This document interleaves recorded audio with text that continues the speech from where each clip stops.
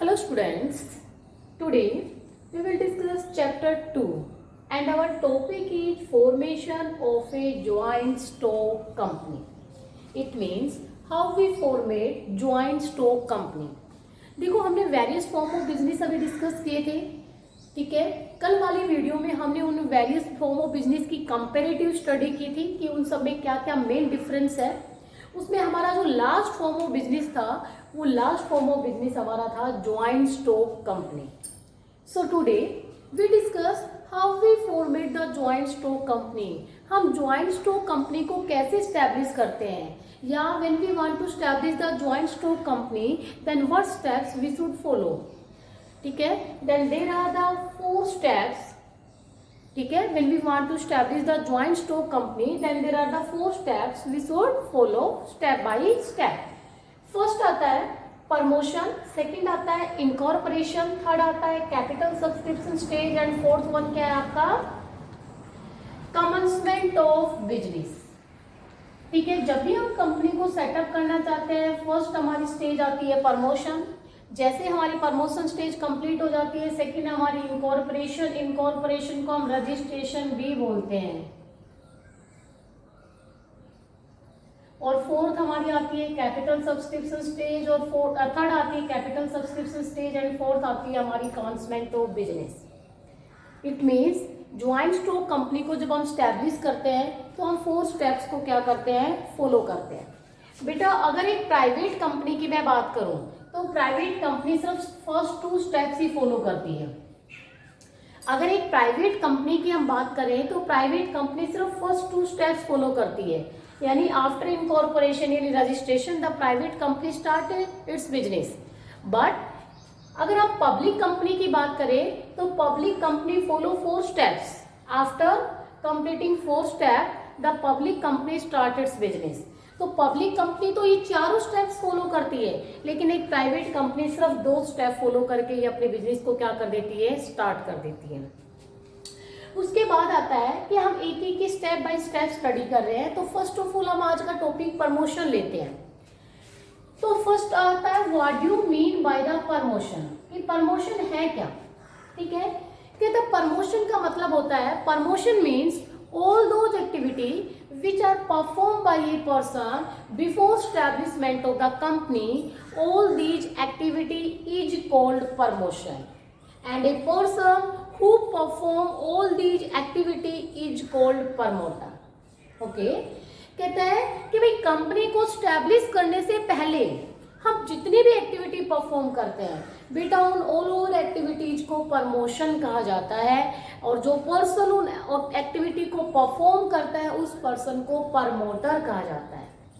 अब क्वेश्चन आता है कि कंपनी को स्टैब्लिश करने से पहले हम क्या क्या एक्टिविटी करते हैं, वेरियस एक्टिविटी करते हो सब। प्रमोशन स्टार्ट कहाँ से होता है, प्रमोशन स्टार्ट होता है जब आपके माइंड में आइडिया आता है बिजनेस को सेटअप करने का, वहीं से ही प्रमोशन का जन्म हो जाता है। समझ आ रहा है कि जब आपके माइंड में बिजनेस को सेटअप करने का आइडिया आता है देन प्रमोशन स्टार्ट हो जाता है। क्योंकि मार्केट में आप किसी अपॉर्चुनिटी को देखते हो, उस अपॉर्चुनिटी को पिक करने के लिए, ठीक है, उस अपॉर्चुनिटी का बेनिफिट उठाने के लिए आपके माइंड में एक बिजनेस को सेटअप करने का आइडिया आता है, देन प्रमोशन स्टार्ट हो जाता है। फिर उसके बाद कहते हो आप सोचते हो कितने रिसोर्सेज चाहिए, कि कहाँ से मशीन खरीदनी है, कहाँ से रॉ मटेरियल खरीदने हैं, लैंड परचेज करते हो, वेरियस कॉन्ट्रैक्ट साइन करते हो रिसोर्सेज अरेंज करने के लिए।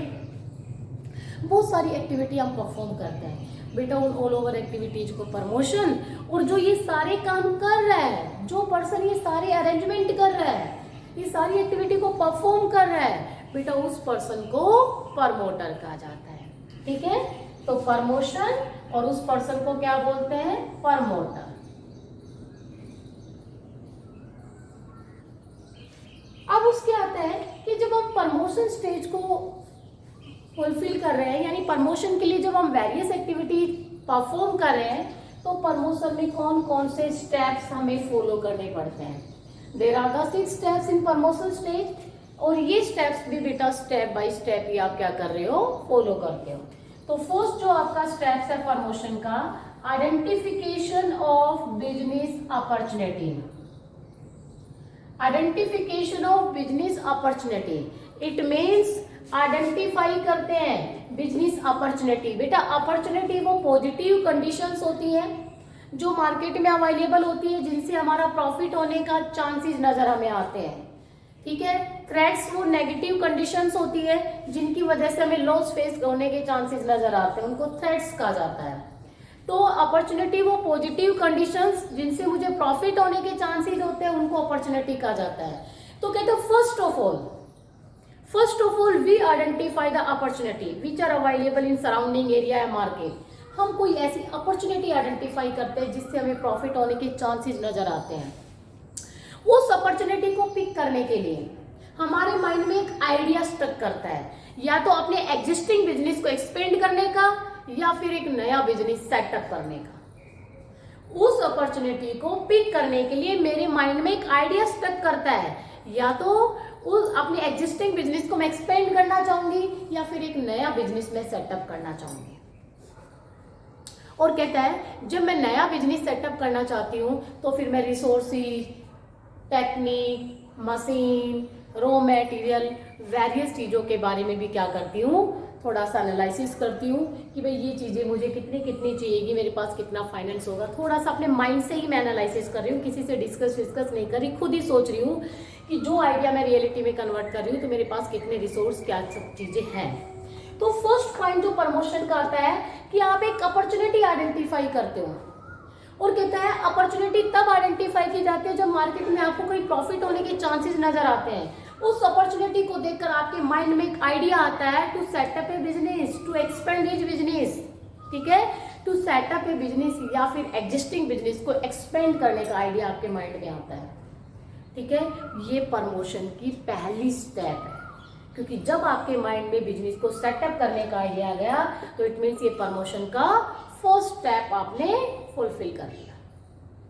अब आपके माइंड में बिजनेस को सेटअप करने का आइडिया आ रहा है, चाहे आप एग्जिस्टिंग को आप एक्सटेंड करना चाह रहे हो, चाहे आप नया बिजनेस सेटअप करना चाह रहे हो। सेकंड जो आपकी स्टेजेज है फीजिबिलिटी स्टडीज। बेटा फीजिबिलिटी का मतलब होता है रिसोर्स इन्वेस्टिगेशन करना, स्टडी का मतलब स्टडी करना, फीजिबिलिटी का मतलब होता है कि जो रिसोर्सेज होते हैं, जो वेरियस एस्पेक्ट होते हैं, उन सब की इन्वेस्टिगेशन करते हो। अब कहते हैं जैसे मेरे माइंड में आइडिया आता है, उस आइडिया को सेकंड पॉइंट में एक्सप्लेन कर रही हूँ, यहाँ पर तो सिर्फ आइडिया है अपॉर्चुनिटी को देखकर बिजनेस को सेटअप करने का।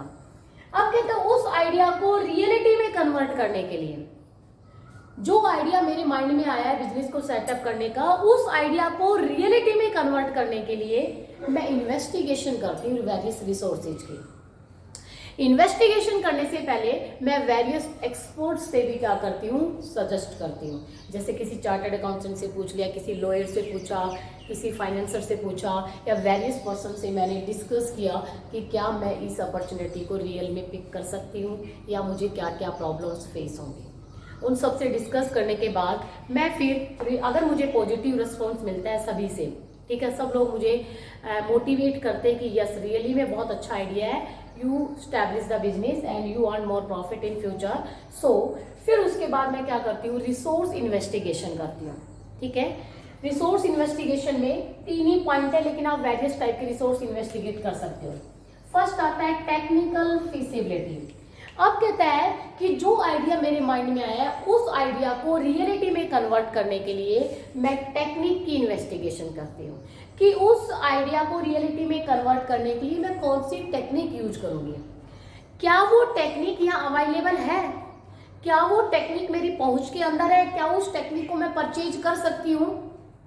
अगर वो टेक्निक इतनी कॉस्टली है या वो टेक्निक इंडिया में अवेलेबल ही नहीं है तो बेटा उस केस में मुझे अपने आइडिया क्या करना पड़ेगा, छोड़ना पड़ेगा। बट अगर टेक्निक मेरी अप्रोच में है, टेक्निक को मैं परचेज कर सकती हूँ, तो उस केस में मैं उस टेक्निक को क्या कर लूँगी, परचेज कर लूँगी। यानी यहाँ पर मैं टेक्निक के बारे में इन्वेस्टिगेशन कर रही हूँ कि उस आइडिया को रियलिटी में कन्वर्ट करने के लिए which type of technique we should use.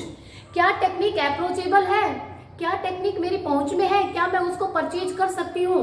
कई बार टेक्निक ऐसी होती है बेटा वो इंडिया में ही अवेलेबल नहीं है, you can't arrange that technique and in that case you sacrifice your idea, आपको अपने आइडिया क्या करना पड़ेगा, छोड़ना पड़ेगा। क्यों? क्योंकि आप उस टाइप के आइडिया को रियलिटी में कन्वर्ट करने वाली टेक्निक हायर ही नहीं कर पा रहे हो। आपके पास इतना फाइनेंस ही नहीं है, आप अरेंज ही नहीं कर पा रहे, तो ऑब्वियस बात है आपको टेक्निक छोड़नी या आपको आइडिया छोड़ना पड़ेगा।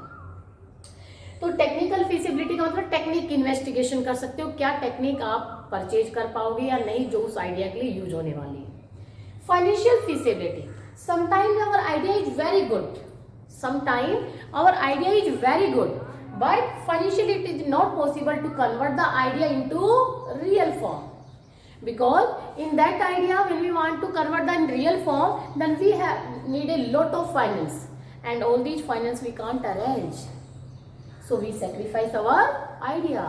कहते हैं कई बार हमारा आइडिया बहुत अच्छा होता है बट फाइनेंशियली वो हमारे लिए सूटेबल नहीं है, क्योंकि उस आइडिया को रियलिटी में कन्वर्ट करने के लिए मुझे बहुत सारा फाइनेंस की जरूरत होती है, उस आइडिया को रियलिटी में कन्वर्ट करने के लिए मुझे लॉट ऑफ फाइनेंस की जरूरत होती है, और इतना फाइनेंस मेरी कैपेसिटी में नहीं है, इतना फाइनेंस मैं अरेंज नहीं कर पाती हूँ। इन दैट केस मुझे अपने आइडिया क्या करना पड़ेगा, अच्छा होते हुए भी मुझे अपने आइडिया से सेक्रीफाइस करना पड़ेगा। इट मीन्स मुझे अपना आइडिया चेंज करना पड़ेगा, क्योंकि फाइनेंशियली मैं इतना फाइनेंस अफोर्ड नहीं कर पाती, या मेरे पास इतनी कैपेसिटी नहीं है कि मैं इतना सारा फाइनेंस अफोर्ड कर सकूं।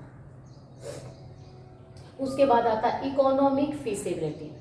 कहता है इकोनॉमिक फीसिबिलिटी में मैं इन्वेस्टिगेशन करती हूँ कि जो आइडिया मैं रियलिटी में कन्वर्ट करना चाह रही हूँ वो आइडिया प्रॉफिटेबल भी है या नहीं है। If the idea is profitable then we convert our idea into real form, but if our idea is not profitable then हम उस आइडिया को क्या कर देते हैं, सेक्रीफाइस कर देते हैं, या उसको लीव कर जाते हैं, या छोड़ देते हैं उस आइडिया को। और भी बहुत सारी चीज़ों की आप इन्वेस्टिगेशन कर सकते हो, क्योंकि जब उस आइडिया को आप रियलिटी में कन्वर्ट करोगे तो बेटा वेरियस चीज़ों को अपने माइंड में कंसिडर करके आप इन्वेस्टिगेशन कर सकते हो, फिजिबिलिटी स्टडी कर सकते हो। अगर सब चीज़ें आपके फेवर में है तब तो आइडिया को रियलिटी में कन्वर्ट करोगे, लेकिन अगर चीज़ें आपके फेवर में नहीं है तो आप वहीं पे ही क्या कर दोगे, आइडिया को छोड़ दोगे, और कोई अपॉर्चुनिटी देखोगे, और कुछ आइडिया अपने माइंड में जनरेट करोगे बिजनेस को सेटअप करने का, लेकिन वो आइडिया आपकी अप्रोच में होना चाहिए। तो यहाँ पर फिजिबिलिटी स्टडी में हम रिसोर्स इन्वेस्टिगेशन करते हैं कि क्या आइडिया पे यूज होने वाली टेक्निक अवेलेबल होगी या नहीं होगी। अगर होती है तो नेक्स्ट स्टेप में एंट्री कर जाते हैं, नहीं होती है तो वहीं पे आइडिया को छोड़ देते हैं। उसके बाद फाइनेंशियल फिजिबिलिटी में हम फाइनेंस का स्टडी करते हैं कि क्या उतना फाइनेंस मेरे पास अवेलेबल होगा या नहीं होगा। इकोनॉमिक में मैं ये देखती हूँ कि मेरा आइडिया प्रॉफिटेबल है या नहीं है। तो ये हम वेरियस एस्पेक्ट से अपने आइडिया की स्टडी करते हैं। स्टडी कर ली, उसके बाद हमारे पास नेक्स्ट पॉइंट आता है नेम अप्रूवल।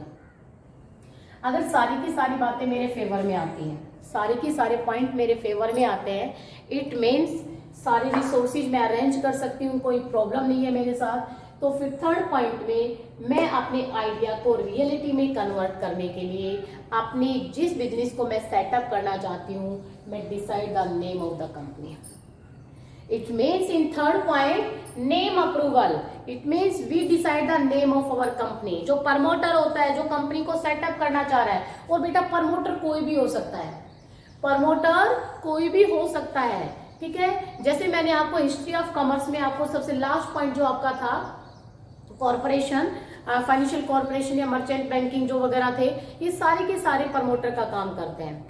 कोई भी एक इंडिविजुअल पर्सन, एक कंपनी भी होती है जो प्रमोशन का काम करती है, ठीक है। कई बार पार्टनरशिप में भी हम प्रमोशन का काम कर सकते हैं, कोई भी प्रमोशन का काम कर सकता है जिसको कंपनी सेटअप करने की नॉलेज होती है, और वो जो प्रमोशन का काम करते हैं वो इस काम के बदले में चार्ज लेते हैं, और कंपनी का पूरा सेटअप वो सेट कर देते हैं और उसके बदले में अपनी फीस ले लेते हैं, ठीक है। तो वो कंपनियों को सेटअप करने का ही काम करते हैं, और उन पर्सन्स को प्रमोटर कहा जाता है और उनकी एक्टिविटीज को प्रमोशन कहा जाता है। तो कोई भी प्रमोशन का एक ओनर जो होता है, जो पैसा इन्वेस्ट कर रहा है, वो जनरली खुद प्रमोटर नहीं होता है, वो खुद प्रमोशन की एक्टिविटी नहीं करता है, क्योंकि उसके पास इतना टाइम नहीं होता है और ना ही उसको कंपनी को सेटअप करने की नॉलेज होती है। सो ये काम वो किसी प्रमोटर को असाइन करता है, वो उस काम में एक्सपर्ट होता है कंपनी को सेटअप करने के, और उस सब चीजों के बदले में वो क्या लेता है, चार्ज लेता है, लेकिन डिस्कस उसी से करता रहता है कि ओनर से कैसे करना है कैसे नहीं। थर्ड में आता है नेम अप्रूवल। कहता है इन थर्ड पॉइंट में we decide the name of our company, कहता when we decide the name of our company, then our company's name is not identical to existing company's name. Our company's name is not identical to existing company's name. अगर हमारी company का नाम किसी existing company के name के identical नहीं होना चाहिए, ठीक है। और साथ ही हमारी कंपनी का जो नेम है वो हमारे किसी फेमस किंग, क्वीन या फिर हमारा कोई फेमस फ्रीडम फाइटर है उनके नाम पर भी हम अपनी कंपनी का नाम डिसाइड नहीं कर सकते, ठीक है। और अगर मान लो कोई हमारा नेशनल सिंबल है या कुछ भी ऐसा है, उन सब के नाम पर भी हम अपनी कंपनी का नेम डिसाइड नहीं कर सकते। तो when we in third point we decide the name of our company, but when we decide the name of our company then we should follow some rules and regulation. It means हमारी company का नाम किसी existing company के identical नहीं होना चाहिए, ठीक है। किसी फेमस पर्सन, फ्रीडम फाइटर, जो किंग, क्वीन या फिर हमारा कोई नेशनल सिंबल, उन सब के नेम पर भी हम अपनी कंपनी का नेम डिसाइड नहीं करेंगे। ये सब टर्म्स को फॉलो करते हुए, ठीक है, हम अपनी कंपनी का एक सूटेबल नेम क्या करते हैं, डिसाइड करते हैं। नेम डिसाइड हो गया। नेम डिसाइड होने के बाद आता है fixing of signatures to memorandum of association. कहता fixing of signatures to memorandum of association. इसमें क्या आता है, fixing of signatures to memorandum of association. बेटा मेमोरेंडम ऑफ एसोसिएशन एक डॉक्यूमेंट होता है, पहले मैं थोड़ा सा बता देती हूँ, वैसे डिटेल में भी आएगा। Memorandum of association is a document. In this document, ठीक है, the company mention its objective. इस डॉक्यूमेंट में कंपनी अपने ऑब्जेक्टिव मेंशन करती है। It is very important document for the company. It is mandatory for every company to prepare the memorandum of association. अगर किसी company ने मेमोरेंडम ऑफ एसोसिएशन को prepare नहीं किया तो उस कंपनी का रजिस्ट्रेशन ही नहीं हो सकता, और रजिस्ट्रेशन नहीं होगा तब तक कंपनी की आइडेंटिटी ही नहीं बनती है। सो मेमोरेंडम ऑफ एसोसिएशन, ये जो नाम लिखा हुआ है memorandum of association, is a document which is prepared by every company. In this document we define our duty, objective, ठीक है। On the behalf of this document the company is registered. So it is very mandatory to prepare every company to, ठीक है। So it is very important to prepare this document. अब कहता है, मेरा point क्या आता है कि मेमोरेंडम ऑफ एसोसिएशन पर सिग्नेचर्स करने होते हैं। हम उन सिग्नेचर्स करने वालों का नाम डिसाइड करते हैं। फोर्थ पॉइंट में fixing of signatures to memorandum of association. कहता मैंने company prepare the memorandum of association document, that it is mandatory, ठीक है, दैट जो कंपनी के फर्स्ट डायरेक्टर्स होते हैं या मैं उन पर्सन्स के नाम डिसाइड करती हूँ फोर्थ पॉइंट में, जो मेरे मेमोरेंडम ऑफ एसोसिएशन डॉक्यूमेंट पे साइन करेंगे। और जो पर्सन मेरे मेमोरेंडम ऑफ एसोसिएशन पे साइन करेंगे, these are the first directors of the company, and it is mandatory for all these directors to purchase the qualification share, ठीक है। सिर्फ साइन करना ही उनकी नहीं है, उनकी फिर बहुत सारी ड्यूटी भी बन जाती है। तो यहाँ पर प्रमोटर्स जो होते हैं वो उन पर्सन्स के नाम डिसाइड करते हैं जो कंपनी के मेमोरेंडम ऑफ एसोसिएशन डॉक्यूमेंट पर साइन करेंगे, क्योंकि जो person memorandum of association document पे साइन करेंगे, ठीक है, वही पर्सन कंपनी के फर्स्ट डायरेक्टर्स होंगे, और उन डायरेक्टर्स के लिए मैंडेटरी होता है कि वो कंपनी के क्वालिफिकेशन शेयर परचेज करें। फिर जनरली बच्चे पूछते हैं, मैडम क्वालिफिकेशन शेयर क्या होते हैं? भाई क्वालिफिकेशन शेयर्स वो शेयर्स होते हैं जो डायरेक्टर्स के लिए परचेज करना मैंडेटरी होता है। अब एक बात बताओ, मेमोरेंडम ऑफ एसोसिएशन डॉक्यूमेंट तो हमने बना लिया, अपनी कंपनी का ऑब्जेक्टिव डिसाइड कर लिए, कोई प्रॉब्लम नहीं है, लेकिन मेमोरेंडम ऑफ एसोसिएशन पे जो पर्सन साइन करेंगे उन लोगों का भी तो नेम सोच समझ के डिसाइड किया जाता है। उनसे पूछा भी जाता है, you are agree to sign the memorandum of association, yes और not? If they are agree then we have no problem, हम उनका नाम डिसाइड कर लेते हैं, उनके मेमोरेंडम ऑफ एसोसिएशन पे उनके साइन करा लेंगे। जैसे ही साइन कर लिया, वो कंपनी के डायरेक्टर भी होंगे, डायरेक्टर होंगे तो फिर उनको उनके लिए क्वालिफिकेशन शेयर परचेज करना भी मैंडेटरी हो जाता है। समझ आ गया? सो इन फोर्थ पॉइंट में we decide the name of all those persons, ठीक है, who put sign the memorandum of association. All these person is the first director of, all these person are the director of the company, and all these person are mandatory to purchase the qualifications here. So first of all we decide the name of all these persons. उसके बाद आता है appointment of professionals. अब कहता है यहाँ पर 5th point में, जैसे ही हमने मेमोरेंडम ऑफ एसोसिएशन पे साइन करने वाले पर्सन्स के नेम डिसाइड कर लिए, 5th पॉइंट में हम प्रोफेशनल्स की अपॉइंटमेंट करते हैं। प्रोफेशनल्स का मतलब होता है हम ब्रोकर की अपॉइंटमेंट करते हैं। प्रोफेशनल्स में हम किस किस की अपॉइंटमेंट करते हैं? ब्रोकर की अपॉइंटमेंट करते हैं, ठीक है। उसके बाद बैंकर की अपॉइंटमेंट करते हैं, अंडर राइटर की अपॉइंटमेंट करते हैं, सोलिकेटर्स की अपॉइंटमेंट करते हैं। अब एक बात बताओ, कहता है इन 5th पॉइंट में we appoint various professional persons, broker, banker, underwriter, solicitors, etc. Because all these persons, ठीक है, it also provide the help to the company to solve the various problem of business.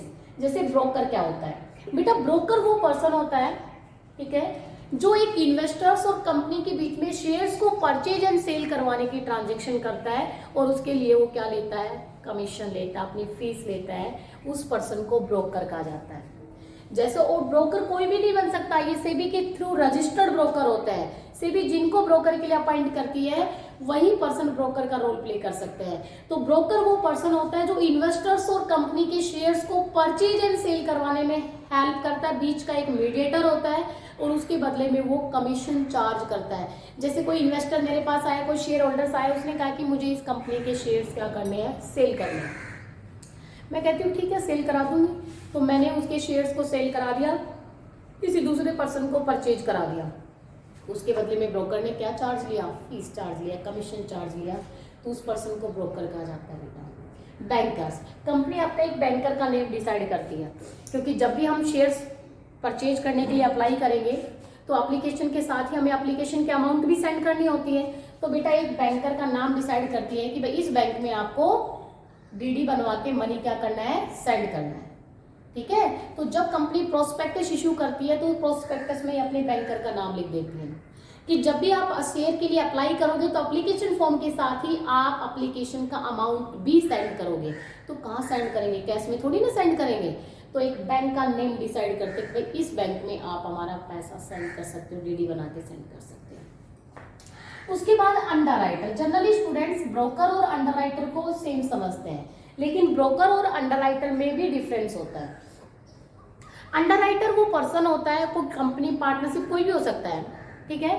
Under writer वो person होते हैं जो company से deal करते हैं कि हम आपके शेयर्स क्या कर देंगे? मार्केट में इशू कर देंगे अपनी गुडविल से, और जितने शेयर्स सेल होते हैं वो तो हो जाते हैं, जो शेयर सेल नहीं होंगे उनको अंडर राइटर खुद परचेज कर लेता है।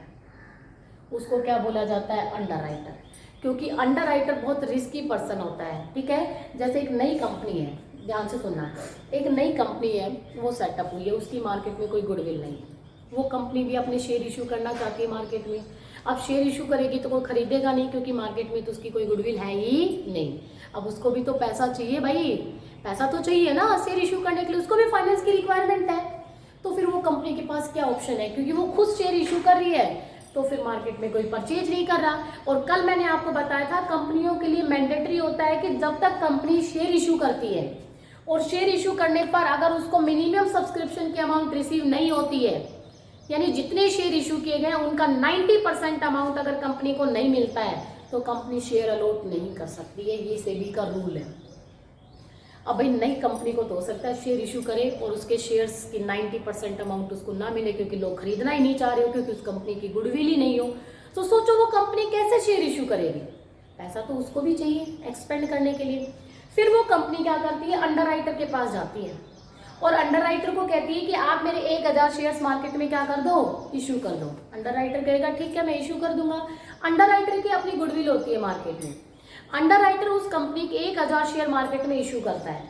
जितने शेयर्स उसके इशू हो जाते हैं मार्केट में वो सारे के सारे पैसे कंपनी को दे देता है। कंपनी पहले कहती है भाई इस रेट पर आपको शेयर्स इशू करने, और जो शेयर्स मार्केट में इशू नहीं हुए बेटा उन सारे शेयर्स को अंडर राइटर खुद परचेज कर लेगा। पर कंपनी से उसने कॉन्ट्रैक्ट किया था 1000 शेयर इशू करने का, वो 1000 शेयर के जितने भी पैसे थे वो टोटल कंपनी को हैंड ओवर कर देता है, और इन सारे काम के बदले में अंडर राइटर अपनी फीस चार्ज करता है। तो इसे कंपनी के शेयर इजली से मार्केट में क्या हो जाते हैं, इशू हो जाते हैं। ठीक है, बाद में किसी को बेचता रहता है, वो इसकी हेडेक है। बाकी कंपनी अंडरराइटर से काफ़ी रिस्क से क्या हो जाती है, सेव हो जाती है, क्योंकि खुद की जब इतनी मार्केट में गुडविल नहीं हो पाती है तो बड़ी प्रॉब्लम आती है शेयर इशू करने के। उस केस में company is also take the help of underwriter. Solicitors कहता है, सोलिकेटर्स वो लीगल एडवाइजर्स होते हैं जो कंपनी के लीगल मैटर्स को सोल्व करते हैं। जैसे मान लो जब कंपनी रन करते हैं तो भाई कुछ बहुत सारे लीगल इशू भी कंपनी में अराइज हो जाते हैं, तो कंपनी सोलिकेटर्स की अपॉइंटमेंट करती है, जैसे लॉयर्स वगैरह होते हैं। ये कंपनी के लीगल एडवाइजर्स होते हैं, ये कंपनी के लीगल मैटर्स को क्या करते हैं, सोल्व करते हैं। तो बेटा इन सारे पर्सन को प्रोफेशनल्स कहा जाता है। अब यहाँ पर जो हमारा प्रमोटर होता है वो इन सारे के सारे प्रोफेशनल पर्सन्स को क्या करता है, अपॉइंट करता है कि भाई कंपनी में जब कंपनी स्टार्ट होगी तो वेरियस प्रॉब्लम्स तो आएंगी, तो ये सारे के सारे कंपनी के प्रॉब्लम्स को सोल्व करने में क्या करेंगे, उसकी हेल्प करेंगे। तो यहाँ पर प्रोफेशनल्स अपॉइंट कर दिए। उसके बाद लास्ट जो मेरा आता है प्रमोशन स्टेज का point, preparation of necessary documents. कहता है यहाँ पर जो प्रमोटर है वो कंपनी के जो नेसेसरी डॉक्यूमेंट्स होते हैं उन सारे डॉक्यूमेंट्स को भी प्रिपेयर करता है। बेटा कंपनी के 3 ही मेन डॉक्यूमेंट होते हैं, memorandum of association, article of association and prospectus. There are the 3 main document of the company and all 3 documents is also prepared by the promoter. ठीक है, memorandum of association, article of association and prospectus. memorandum of association में company अपने objective mention करती है और इसका बनाना mandatory होता है। आर्टिकल ऑफ एसोसिएशन में कंपनी अपने रूल्स रेगुलेशन मेंशन करती है और प्रोस्पेक्टस डॉक्यूमेंट में कंपनी अपनी डिटेल मेंशन करती है। इनके बिहाफ पर यानी प्रोस्पेक्टस के बिहाफ पर कंपनी शेयर इशू करती है मार्केट में। ठीक है, तो इन तीनों के तीनों डॉक्यूमेंट्स को प्रमोटर यहाँ क्या करता है, प्रिपेयर करता है। सो बेटा these steps are the promotion stage के ये स्टेप्स है, यानी जब भी एक प्रमोटर प्रमोशन का काम करता है तो वो ये एक्टिविटी क्या करता है, यानी ये काम करता है। सबसे पहले बिजनेस की अपॉर्चुनिटी आइडेंटिफाई करता है, उस अपॉर्चुनिटी को रियलिटी में कन्वर्ट करने के लिए अपने उसके माइंड में एक आइडिया आता है बिजनेस को सेटअप करने का या बिजनेस को एक्सपेंड करने का। अपने आइडिया को रियलिटी में करने के लिए वेरियस इन्वेस्टिगेशन करता है। इन्वेस्टिगेशन करने से पहले वेरियस एक्सपर्ट से भी सजेशन ले लेता है। अगर सबसे पॉजिटिव रिस्पॉन्स मिलता है तो रिसोर्स इन्वेस्टिगेशन करता है, टेक्निक मेरे जो अवेलेबल होगी या नहीं होगी, फाइनेंस मेरे लिए इतना फाइनेंस है या नहीं है, और इसके साथ साथ मेरा जो आइडिया वो प्रॉफिटेबल है या नहीं है। फिर यहाँ पर थर्ड पॉइंट में आप कंपनी का नेम डिसाइड करते हैं, लेकिन जब कंपनी का नेम डिसाइड करते हैं तो भी कुछ रूल्स को फॉलो करना पड़ता है। यहाँ पर उन पर्सन्स के नेम डिसाइड किए जाते हैं जो मेमोरेंडम पर साइन करेंगे। ठीक है, उनसे पूछा जाता है you are agree to sign the या to put the sign on memorandum of association. If they are agree then we decide the name of all these persons. अगर वो एग्री नहीं है तो फिर हमें सर्च करना पड़ता है कि कौन पर्सन होंगे जो हमारे मेमोरेंडम पर साइन करेंगे। ठीक है, क्योंकि वो कंपनी के फर्स्ट डायरेक्टर्स होंगे और उनके लिए क्वालिफिकेशन शेयर परचेज करना भी जरूरी होगा। यहाँ पर बेटा आप प्रोफेशनल्स की अपॉइंटमेंट करते हो। प्रोफेशनल्स वो पर्सन होते हैं जो कंपनी के लीगल मैटर्स या कंपनी के शेयर इशू करने के सारे प्रॉब्लम्स को सोल्व करते हैं। प्रोफेशनल्स में 4 आते हैं, ब्रोकर, बैंकर, अंडरराइटर, सोलिकेटर्स। और बेटा यहाँ पर लास्ट जो 6 पॉइंट है इसमें कंपनी अपने वेरियस डॉक्यूमेंट्स प्रिपेयर करती है। इसमें कंपनी अपने वेरियस डॉक्यूमेंट्स प्रिपेयर करती है और कंपनी के जो मेन डॉक्यूमेंट्स है वो 3 ही होते हैं, memorandum of association, article of association and prospectus. Okay, so बेटा ये था आपकी फर्स्ट स्टेज प्रमोशन। क्योंकि when we want to set up the company then we follow the 4 steps। Public company 4 steps follow करती है, प्राइवेट कंपनी 2 steps। तो आज मैंने फर्स्ट स्टेप आप लोगों को डिस्कस किया है प्रमोशन। सेकंड रजिस्ट्रेशन या इनकॉर्पोरेशन बोलते हैं। जैसे ही रजिस्ट्रेशन हो गया प्राइवेट कंपनी अपना बिजनेस स्टार्ट कर देती है लेकिन पब्लिक नहीं। फिर उसके बाद कैपिटल सब्सक्रिप्शन स्टेज और फोर्थ आपका आता है कमेंसमेंट ऑफ बिजनेस। ठीक है, I hope you understand this topic. फिर भी किसी स्टूडेंट को कोई डाउट हो तो प्लीज़ ज़रूर वो स्टूडेंट मेरे को डिस्कस करना। कल एक बच्ची का डाउट आ रहा था भूमिका का, बट प्लीज़ मैं उसको कहती हूँ कि बेटा वो कॉल करे मेरे को, क्योंकि ऐसे वर्बली नहीं जैसे रिटर्न मैसेज के थ्रू वो डाउट हम सोल्व नहीं कर सकते, क्योंकि आप डिटेल में उसकी इन्फॉर्मेशन मांग रहे थे। क्योंकि आप कॉल करके पूछोगे तब तो मेरे माइंड में ये आएगा कि आपको क्या क्या प्रॉब्लम यानी आपके माइंड में क्या क्या डाउट आ रहा है। ठीक है। तो प्लीज़ वो बच्चे मेरे को कॉल करें, तो कॉल करने के बाद मैं उसको अच्छे से उसके डाउट सोल्व कर पाऊंगी, क्योंकि मैसेज लिखने से वो चीज़ें सोल्व नहीं हो पाती है। ठीक है। Thank you students, have a nice day.